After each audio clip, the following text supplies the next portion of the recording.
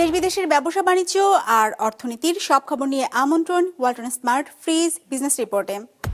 অতিমাত্রায় বিদেশি ঋণ নির্ভরতা থেকে সরে আসতে চায় সরকার, আসছে বাজেটেই থাকবে তার প্রতিফলন।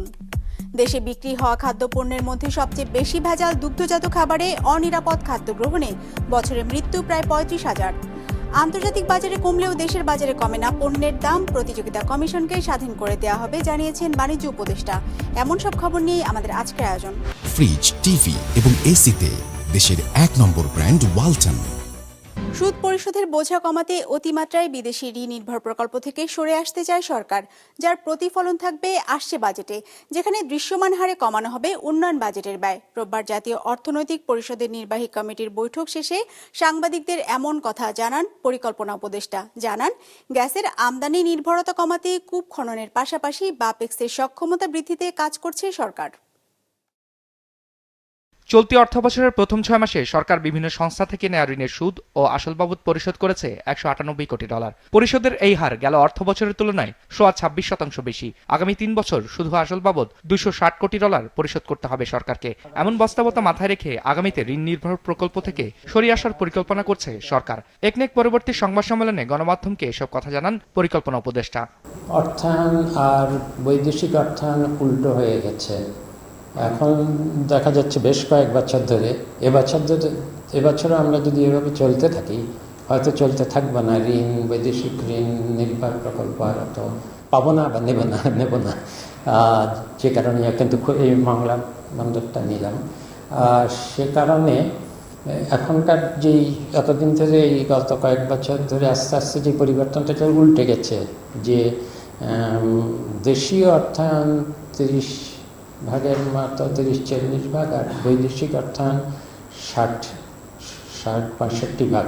তার থেকেও গুরুত্বপূর্ণ হলো যে আগে আমরা সাহায্য পেতাম আর ঋণ পেতাম, আর এখন সাহায্য প্রায় নাই। এর আগে প্রধান উপদেষ্টার সভাপতিত্বে জাতীয় অর্থনৈতিক পরিষদের নির্বাহী কমিটির সভায় প্রায় 12,500 কোটি টাকা ব্যয়ে 13টি প্রকল্পের অনুমোদন দেওয়া হয়েছে। একনেক পরবর্তী সংবাদ সম্মেলনে জানানো হয়, এর মধ্যে অন্যতম মোংলা বন্দর আধুনিকায়ন, যেখানে ব্যয় হবে 406 কোটি টাকা। এছাড়া গ্যাসের আমদানি নির্ভরতা কমাতে কূপ ও বাপেক্সের সক্ষমতা বৃদ্ধির স্বার্থে নতুন করে 3টি গ্যাস কূপ খননের অনুমোদন দেওয়া হয়েছে সভায়। যে আমরা তো বহুদিন ধরে দেশের ভিতরে গ্যাস এক্সপ্লোরেশন, প্রাকৃতিক গ্যাসের এক্সপ্লোরেশন অনুসন্ধান করিনি, কূপ খনন করিনি। সেটার আমরা বিশেষভাবে এটা জোর দিচ্ছি, কারণ শুধু এলএনজি আমদানিকৃত এলএনজি নির্ভরতা আমাদের ক্রমাগত বেড়ে গেছে। বাপেক্সের ক্ষমতা বাড়ানো উচিত এবং প্রয়োজনে দরকার হলে মালয়েশিয়াতে পেট্রোনাস আছে, আরও অন্য দেশে আছে, সেখান থেকে আমরা কনসালটেন্ট নিয়ে আসবো, এনে পেট্রোবাংলার সক্ষমতা বাড়াবো। পরিকল্পনা উপদেষ্টা জানান, আগামী সপ্তাহ থেকে বাজেট নিয়ে পর্যালোচনা শুরু করবে সরকার, যেখানে উন্নয়নের ব্যয় কমিয়ে গুণগত পরিবর্তনের দিকে নজর দেওয়া হবে। রায়হান শোভন, বিজনেস রিপোর্ট, মাছরাঙা টেলিভিশন। দেশে বিক্রি হওয়া খাদ্যপণ্যের মধ্যে বেশি ভেজাল দুগ্ধজাত খাদ্যে। এর মধ্যে সবচেয়ে বেশি ভেজাল খাদ্য ঘি। ভেজালের পরিমাণ 66% বেশি। এরপরই আছে গুড়, মধু আর মিষ্টি। মশলাজাত পণ্যেও ভেজালের পরিমাণ আতঙ্কিত হবার মতো। এমন তথ্য উঠে এসেছে বাংলাদেশ খাদ্য ও পুষ্টি ইনস্টিটিউটের তথ্যে, যা তুলে ধরা হয় রোববার রাজধানীতে আয়োজিত নিরাপদ খাদ্য দিবসের আলোচনায়। জানানো হয়, বছরে 35,000-এর মতো মানুষ মারা যায় অনিরাপদ খাদ্য গ্রহণের ফলে। চাল থেকে শুরু করে ডাল, লবণ, গুঁড়ো দুধ কিংবা মিষ্টি, দৈনন্দিনের চাহিদা পূরণ করে এমন খাবারে ভেজাল রয়েছে কম বা বেশি। বাংলাদেশ খাদ্য ও পুষ্টি ইনস্টিটিউটের তথ্য বলছে, বাজারে বিক্রি হওয়া দুগ্ধজাত খাদ্যপণ্যে ভেজালের পরিমাণ সবচেয়ে বেশি। যে তালিকায় সবার উপরে রয়েছে ঘি। এই খাবারে ভেজালের হার 66.67%। গুড়ে ভেজালের পরিমাণ 44%, মধুতে প্রায় 33% আর মিষ্টিতে ভেজাল 28.57%। অন্যদিকে সবচেয়ে কম ভেজাল ডাল বা ছোলায় 5%। নিরাপদ খাদ্য দিবসের আলোচনায় এসব তথ্য উঠে আসে। যেটা খাবার থাকে, যেটাতে আমাদের ভিটামিন গুলা থাকে, সেই ধরনের খাবার যেন আমার ইয়েগুলা হয়, যেন যে আমরা যে চাল, তারপরে গম, এই ধরনের দানাদার শস্য জাতীয় খাবার খাই, সেগুলো যেন কিনি। আর একটা আমাদের এদের ফ্রেশনেসটা চেক করতে হবে কেনার সময়, আর লেভেলটা আমাদেরকে অবশ্যই দেখতে হবে। আলোচনায় বলা হয় ব্যাকটেরিয়া, কেমিক্যাল, কাচের টুকরার মিশ্রণে অনিরাপদ হয় খাবার। তাছাড়া পানিবাহিত ভাইরাস, বিষাক্ত পদার্থের কারণেও খাদ্য অনিরাপদ হয়। এর ফলে দেশে 10 জনে 1 জন অন্তত অসুস্থ হয়। অনিরাপদ খাদ্য গ্রহণের কারণে দিনে 5% মানুষ কোনো না কোনোভাবে ডায়রিয়ায় আক্রান্ত হয়। আর বছরে 35,000-এর মতো মানুষ মারা যায় অনিরাপদ খাদ্য গ্রহণের ফলে। ছোটখাটো গবেষণা 2-4টা স্যাম্পল দিয়ে নয়, সবগুলিতে একবারে হাত দিবেন না, একটা সাইড ধরে ধরে আগান, অন্তত বলেন যে আমি এই খাবারের আইটেমটা বাংলাদেশে এই অবস্থা, আমি জানিয়ে দিলাম জনগণকে। রিস্ক অ্যাসেসমেন্ট করুন, অ্যানালাইসিস করুন, কালেক্ট করুন সারা বাংলাদেশ থেকে statistically satisfied number sample analysis করুন এবং 2টা ল্যাবরেটরিতে করুন। গেল 10 বছরে নিরাপদ খাদ্য কর্তৃপক্ষ গড়ে তোলা সম্ভব হয়নি বলে জানানো হয় অনুষ্ঠানে। ঘাটতি রয়েছে জনবলের ফলে নিরাপদ খাদ্য সকলের কাছে পৌঁছে দিতে যে আইন করা হয়েছে তার যথাযথ বাস্তবায়ন সম্ভব হয়নি। এমন অবস্থায় জনসচেতনতা বাড়ানোর পাশাপাশি সমন্বিতভাবে কাজ করার আহ্বান জানানো হয় আলোচনায়। ফুড সেফটি রিলেটেড আগে যেসব অর্গানাইজেশনগুলো রয়েছে, বিএসটিআই, ভোক্তা অধিকার বা অন্যান্য যারা আছে, বা যে জেলা প্রশাসন আছে, যে হোটেল রেস্টুরেন্ট যেগুলোর কথা বলা হচ্ছে, তো সেগুলো এক এক আইনে দেখা যায় এক এক শাস্তি, তাহলে দেখা যাচ্ছে ফুড সেফটি আন্ডারমাইন হলো। এই জন্য আমরা বিভিন্ন জায়গায় এটার জন্য স্মুথলি করা যায়। তো সেই বিষয়গুলি আমাদের আরেকটু খেয়াল রাখা দরকার। আমরা যেসব জায়গায় আসলে সমস্যা আছে সেই সমস্যাগুলো আমরা মোকাবেলা করার জন্য একসাথে সবাই মিলে কাজ করতে হবে। নিরাপদ খাদ্য গ্রহণের পাশাপাশি পুষ্টিকর খাদ্য গ্রহণের প্রয়োজনীয়তার কথা উঠে আসে আলোচনায়। পরামর্শ দেয়া হয় প্রতিদিনের খাদ্য তালিকায় প্রাণীজ আমিষ রাখার পাশাপাশি লবণ আর চিনি কম গ্রহণের। তাগিদ দেয়া হয় শরীর সুস্থ রাখতে প্রতিদিন অন্তত 30 থেকে 35 মিনিট শরীর চর্চার। দীর্ঘদিন উনি খাদ্য মন্ত্রণালয়। রঞ্জিবুল মিজান, বিজনেস রিপোর্ট, মাছরাঙা টেলিভিশন। আন্তর্জাতিক বাজারে পণ্যের দাম কমলেও দেশের বাজারে কমে না। এজন্য প্রতিযোগিতা কমিশনকে স্বাধীন করে দেওয়া হবে যাতে ইচ্ছে মতো কেউ দাম বাড়াতে না পারে। রোববার রাজধানীতে বণিক বার্তা আয়োজিত এক অনুষ্ঠানে এসব কথা জানান বাণিজ্য উপদেষ্টা। হঠাৎ করেই গত 2 দিন হলো দেশের বাজারে দেখা দিয়েছে ভোজ্য তেলের সংকট। উধাও 1 থেকে 2 লিটারের সয়াবিন তেলের বোতল। যদিও ভোজ্য তেলের সংকট নেই বলে দাবি বাণিজ্য উপদেষ্টার। খাদ্যপণ্যের যৌক্তিক দাম, বাজার তত্ত্বাবধানের কৌশল অনুসন্ধানের বিষয় আলোচনায় তিনি জানান, আসন্ন রমজানকে কেন্দ্র করে ট্যারিফ কমানো হয়েছে। পর্যাপ্ত পরিমাণে তেলের মজুদ থাকার পরও একটি মহল বিভ্রান্ত ছড়িয়ে ফায়দা নিতে চায়। আমাদের এই যে তেলের মার্কেটের যে ডাইনামিক্স যেভাবে অপারেট করে, যে কয়জন উৎপাদক রিফাইনারি আছেন, এর সাথে একটা বড় সংখ্যক ব্যবসায়ী যারা ডিও বা এসও কে নিয়ন্ত্রণ করেন, এনারা ফরওয়ার্ড এই জিনিসগুলো পারচেস করেন এবং এনারা বিভিন্নভাবে মিডিয়ার সাথে সংশ্লিষ্ট হয়ে এই তথ্য প্রচার করতে চান যে বাজারে একটা সংকট আছে। তখন ভোক্তা পর্যায়ে মজুদ শুরু হয়, খুচরা পর্যায়ে মজুদ শুরু হয় এবং ওদের পোয়াবারও হয়। আমি আপনাদেরকে বিশেষভাবে মিডিয়ার মাধ্যমে অনুরোধ করব, এরকম কোনো অবস্থান দেশে নেই। বাণিজ্য উপদেষ্টা বলেন, বিদেশে পণ্যের দাম কমলেও দেশের বাজারে কমে না। এজন্য প্রতিযোগিতা কমিশনকে স্বাধীন করে দেওয়ার কথা চিন্তা করছে সরকার, যেন কেউ এককভাবে বাজারে প্রভাব বিস্তার করতে না পারে। অনুষ্ঠানে বাণিজ্য উপদেষ্টা আক্ষেপ করে বলেন, দেশের নীতিগুলো ধনিক শ্রেণীর জন্য হয়েছে, সাধারণ মানুষকে সুবিধা দেওয়ার জন্য নীতি গ্রহণ করা হয় নাই। গোয়িং ফরওয়ার্ড ইন রমাদান ইনশাআল্লাহ সমস্যা হবে না, কারণ আমাদের আমদানিকৃত যে ভোগ্যপণ্য, এর মধ্যে যদি আপনি দেখেন চিনি, তেল, ছোলা, খেজুর বা এর সাথে কিছু সবজির মধ্যে যদি ধরেন, আমরা যখন পেঁয়াজ আমদানি করি বা আলু আমদানি করি, যেগুলোর কখনো কখনো প্রয়োজন হয়, কখনো কখনো প্রয়োজন হয় না আমাদের, আমি আপনাদেরকে কনফার্ম করতে চাই যে ইনশাআল্লাহ আল্লাহর রহমতে এর কোনো সংকট বাজারে নেই। আমি আন্তর্জাতিক বাজারে বিভিন্ন পণ্যের যে দাম দেখছি, আমার হিসাবে তো দাম কমার কথা, বাড়ার কোনো কারণ আমি দেখি না। সরকার তথ্যের অপ্রতুলতার কারণে বাজার নিয়ন্ত্রণ করতে পারছে না বলে মন্তব্য করেন অর্থনীতিবিদরা। বলেন, সরকারের বার্ষিক উৎপাদন ও সরবরাহের তথ্য জানা থাকলেও প্রাত্যহিক তথ্য জানা থাকে না। আর IMF এর প্রেসক্রিপশনে অতিরিক্ত শুল্ক আরোপের সমালোচনা করেন ব্যবসায়ীরা। খুচরা বাজারে কিন্তু সবসময় একই ট্রেন্ড রয়েছে। আমার বলার বিষয়টা হচ্ছে, আমরা তো সাধারণত একটা হারভেস্ট সিজন এবং লিন সিজন বলে দুটো জিনিস জানি।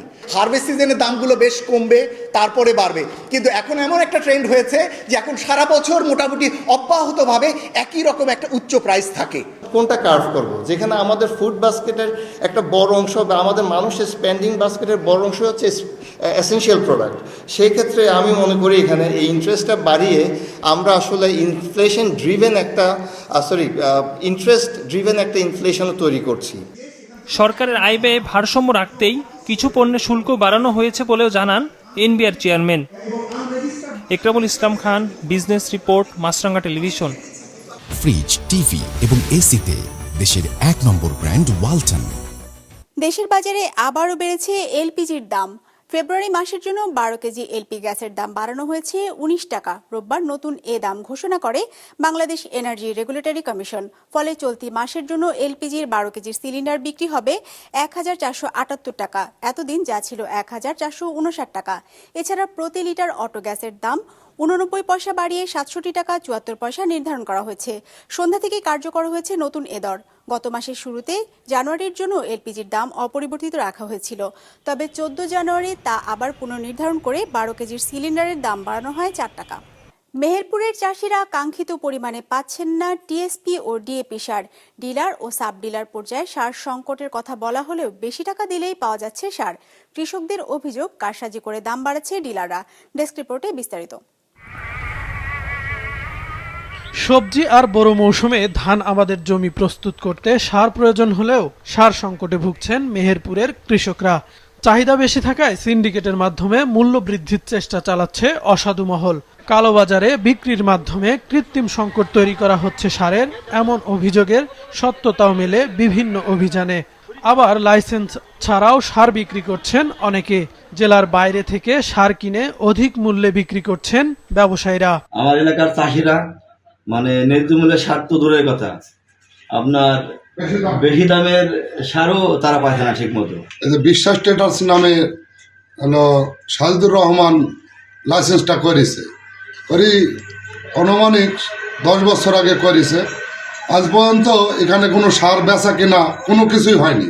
সার উত্তোলন ও বিক্রির ক্ষেত্রে লাইসেন্সের শর্ত না মেনে ব্যবসা পরিচালনা করছেন অনেকেই। সরেজমিনে ব্যবসা প্রতিষ্ঠানের অস্তিত্ব ছাড়াই সার উত্তোলনের প্রমাণও মেলে। কৃষকরা জানান, নির্দিষ্ট এলাকার কৃষকদের মাঝে বিক্রি না করে অন্যত্র সার বিক্রির ফলে বাড়ছে দাম। আমার কোনো নিজস্ব লাইসেন্স নেই। আমি আপনার গত পরশুদিন উবাইদুলের কাছে 20 বস্তা কিনছিলাম, আর আগস্ট মাসে জন এন্টারপ্রাইজে কিনছি। এই দুটো ম্যাম সবাই বেচছে, ব্যবসা করছে, আর আরও তো দোকান আছে, সবার লাইসেন্স বাদেও তো অনেকে ব্যবসা করছে। সেই হিসাবে ব্যবসা করছে, কি করে খাবো। চলতি মাসে মেহেরপুরে 1181 metric ton TSP, 1142 metric ton DAP এবং 1527 মেট্রিক টন এমওপি সার বরাদ্দ দিয়েছে সরকার, যা চাহিদার 54% বলছেন ব্যবসায়ীরা। আমরা 100% চাই, সেই জায়গায় আমাদের এখানে বছরে 54% আমাদেরকে দেওয়া হয়। কিছু ঘাটতি থেকেই যায়। সার নিতে গেলে আপনার লাইনে দাঁড়িয়ে সার পাওয়া যাচ্ছে না। আবার হচ্ছে সার যদি 1700 টাকা 1800 টাকা বস্তা দেওয়া যায়, দোকানদাররা ঠিকই সার দিছে। সার সরবরাহ ব্যবস্থা তদারকির দায় কৃষি বিভাগের, বলছে বিএডিসি। কেউ যাতে সারের সংকট সৃষ্টি করতে না পারে সেজন্য বিভিন্ন সময়ে অভিযান চালানো হচ্ছে বলে জানায় স্থানীয় প্রশাসন। তবে দায় সারা বক্তব্য কৃষি বিভাগের। এটা মনিটরিং করেলো সমস্ত কৃষি অফিস। তারা এটা তদন্ত করে যদি তাদের ব্যবসা বাণিজ্য সব ঠিকঠাক থাকে, কাগজপত্র বা দোকান গুদাম যদি ঠিক থাকে, তখন তারা যে বরাদ্দ পাবে ওই গুদামে তারা উত্তোলন করে ওই গুদামে ওই এরিয়ার চাষিদেরকে তারা বিতরণ করবে।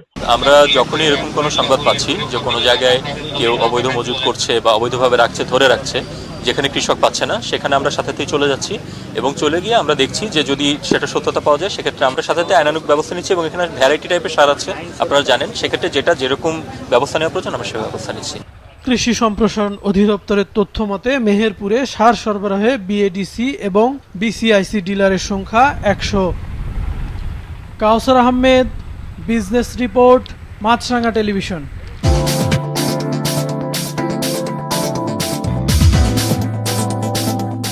ইতিবাচক ধারায় শেষ হয়েছে ঢাকা স্টক এক্সচেঞ্জের সপ্তাহের প্রথম কার্যদিবসের লেনদেন।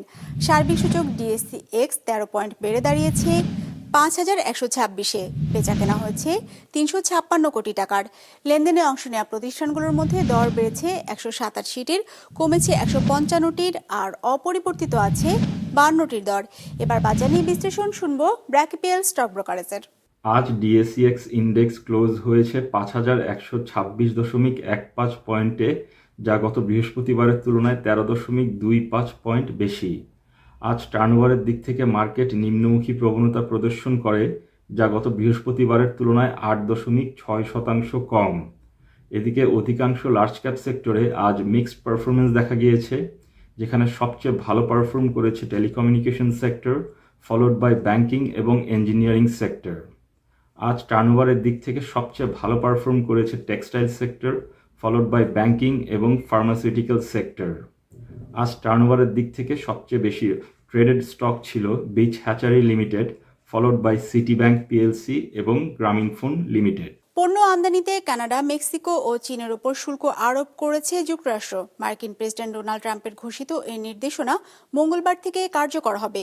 নির্বাচনী প্রতিশ্রুতি অনুযায়ী মেক্সিকো ও কানাডা থেকে পণ্য আমদানিতে 25% শুল্ক বসিয়েছেন ট্রাম্প।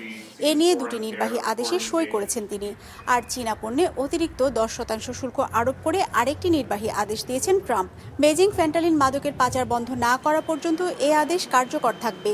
এ পদক্ষেপে নতুন বাণিজ্য যুদ্ধ শুরু হওয়ার ঝুঁকি তৈরি হয়েছে বলে আশঙ্কা করছেন অর্থনীতিবিদরা। এর জেরে বৈশ্বিক প্রবৃদ্ধিতে মন্দাভাব ও মূল্যস্ফীতি বেড়ে যেতে পারে। যুক্তরাষ্ট্রের শীর্ষ বাণিজ্য অংশীদারদের অন্যতম কানাডা, মেক্সিকো ও চীন। এ তিন দেশ থেকে গত বছরই যুক্তরাষ্ট্রে গেছে আমদানি পণ্যের 40%। দর্শক, আমাদের যে কোনো পর্ব নিজেদের সুবিধাজনক সময়ে দেখতে সাবস্ক্রাইব করুন বিজনেস রিপোর্টের অফিসিয়াল ইউটিউব চ্যানেল। ফেসবুক পেজে লাইক দিয়ে আপডেট থাকুন ব্যবসা বাণিজ্যের আলোচিত সব ঘটনা সম্পর্কে। আর আপনাদের মতামত জানান কমেন্টস অথবা ইনবক্সে। আজ এটুকুই, বিদায় নিচ্ছি, ভালো থাকবেন।